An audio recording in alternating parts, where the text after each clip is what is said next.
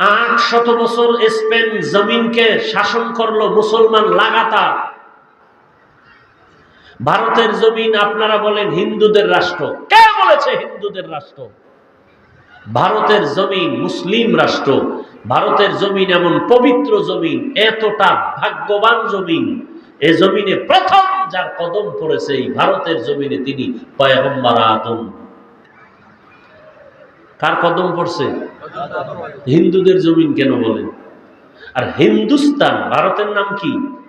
এই পুরোটার নাম হিন্দুস্তান। কার নামে? নূহ নবীর এক সন্তানের নাম হিন্দ।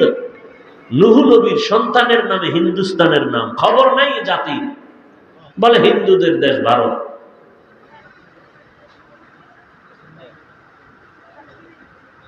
দিল্লি শহরে দাঁড়ানো আছে কুতুব মিনার, কুতুবউদ্দিন বখতিয়ার কাকি রহমতুল্লাহ আলাইহির স্মৃতি।